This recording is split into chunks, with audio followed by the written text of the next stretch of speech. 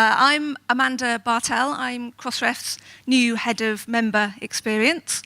And during this talk, you're going to be hearing from myself and also from Rachel, Vanessa, and Susan from our Member Outreach team. Can everybody hear okay in the room? Yeah, perfect. Okay, so during this talk, we're going to be talking a little bit through the Crossref membership ladder, taking you from basic Crossref through to advanced Crossref, and ultimately all the way through to winning at Crossref.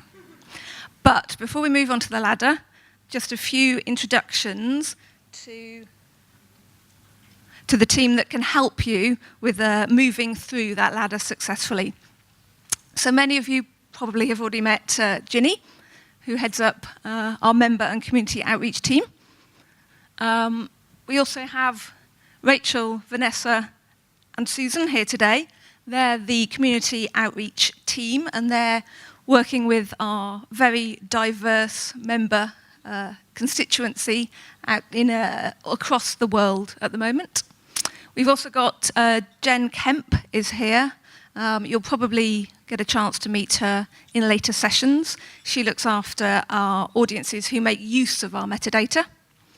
In the middle there, you have my team, the member experience team, who are the guys focused on making sure that your onboarding and ongoing relationship with Crossref is as smooth as possible, focusing on support and education. And a really key part of the team there are these guys here, the product support team. So Patricia, who heads up the team, is here today as well. And they're the guys you'll talk to if you send any emails through to our support email, if you have any problems or questions. And we also have Anna and Gurjit, who aren't here today, who help with new members. And finally, we've got Chrissy and Rosa, who, amongst many other things, have organised the conference today. Thank you.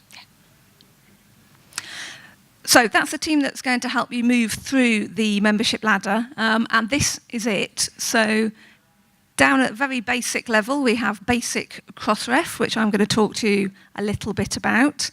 Then moving up to advanced Crossref, which contains some of our more advanced services or more advanced metadata that you can deposit. And finally, we're moving all the way up to winning at Crossref. And I'm going to start with basic Crossref. Now, I'm sure most of you here are already doing basic Crossref, but this is just more of a refresher of what the basic obligations are. So, we're going to start with what our friends, the Otters, know, which is that we're a member organisation, and everything we do is for the good of the scholarly community. And what the Otters know is that linking together is what's going to help us survive in the stormy seas of life at the moment. So the Otters are utterly aware of what the member obligations are. Thank you for laughing. So the basic member obligations and basic Crossref is you obviously have your prefix to create your DOIs, but that's just the start. You need to deposit with us comprehensive and accurate metadata against your DOIs. And again, the more comprehensive, the better, because that's better for the linking in the wider community. And just as a quick reminder, as Ed mentioned earlier, it's not just journals. It can include books, book chapters, conference proceedings, data, etc., etc. But as the Otters also know, this is an ongoing relationship, so it's important to keep that data, and particularly the URLs that resolve to your content, updated. So as things change, you need to always keep everything updated and keep updating your record with us. And finally, and this is the really important bit, maximising your links with other Crossref members by making sure that you have links out from your references to the other members and linking by DOIs. So the otters know it's not just getting a DOI, and it's all about connections. So bear that in mind. Basic Crossref is about that basic connection. So that should take you all the way through to the basic Crossref level. And I'm going to hand over to Susan, who's going to explain a bit more about how you can move from this basic level up to advanced Crossref.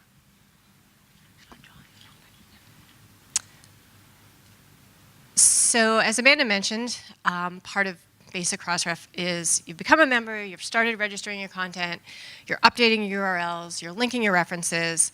So what comes next?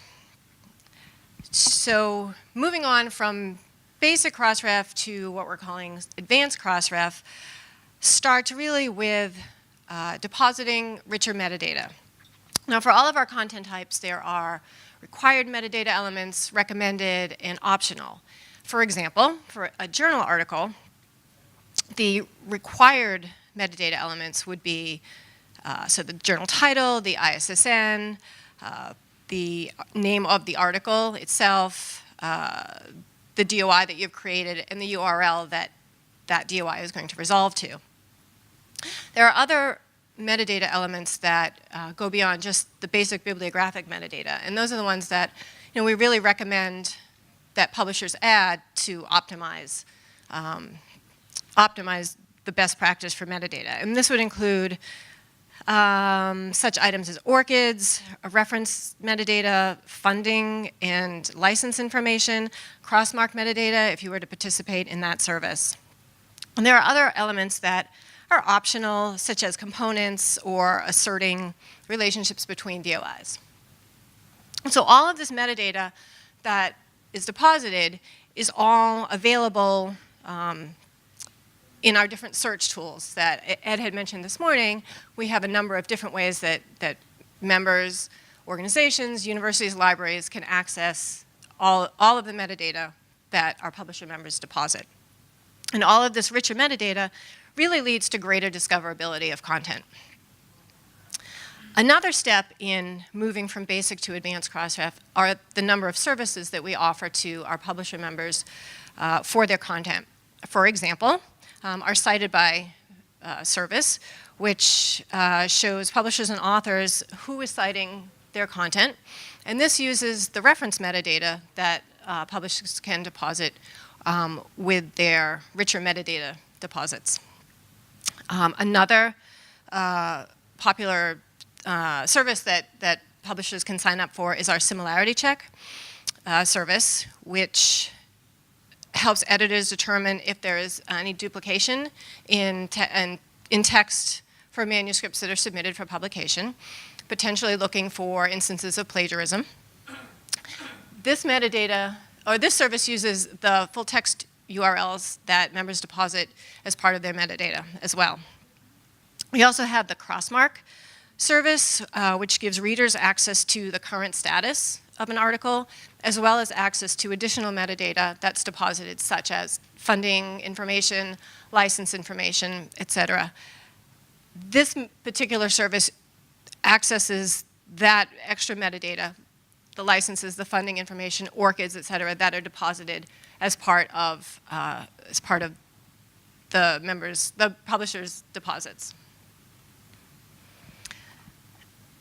As you know, Crossref members are a very diverse group. We have large commercial publishers with hundreds of titles, small organizations with 1 or 2 titles. These could be university publishers, library publishers, societies, government organizations. And each of our members has very varied resources available for their publishing workflow, and this would include depositing their metadata with Crossref. So a couple of examples here of different member participation. This is an example of one of our winning members. It's a member from Korea who is one of our sponsored organizations, who is working with one of our sponsoring organizations, KMG. And you can see from this report here that they have a very, very rich metadata deposit history. They also use a number of Crossref services in conjunction with this metadata. They have our Similarity Check, our Cited By, and our Crossmark services as part of this account.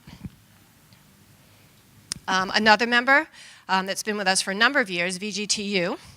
And they're from one of the regions, they're from Lithuania, one of the regions where we've seen a lot of growth from membership within the last couple of years. Eastern Europe is one of our growing regions, which you'll see in a little bit from my colleagues. And they're longtime users of our similarity check and cited by services. And you'll see they've deposited the additional metadata that's required for these services. And a third member, the Academy of Sciences of South Africa, joined us in 2014 with basic content registration, but over the past year have added a number of services like Similarity Check, Crossmark, cited by. And we realize it can take time and resources for members to go from basic Crossref to advanced to becoming a winning Crossref member. And we're in the process of developing a couple of different tools that's going to make it easier for members to track their metadata and to deposit their metadata with us. And you'll see some of these highlighted over the next 2 days. One example is our new publisher member participation reports. And this is a project we're working on that's going to keep members better informed about their metadata coverage, as well as services that they may be participating in. And we're looking at showing the different percentages of metadata element types that they would have deposited with their content. And we're going to talk, Vanessa's going to mention this a little bit later on in a couple of minutes. And lastly, providing a rich metadata record isn't just about Crossref. It's about participation in the greater research community. And there's recently a new initiative was launched, Metadata 2020, which is a collaboration of publishers, funders, libraries, and other organizations, and that they're advocating for a richer and better quality metadata record. And it just goes to show that the scholarly community is growing, and providing richer metadata is certainly going to enhance that.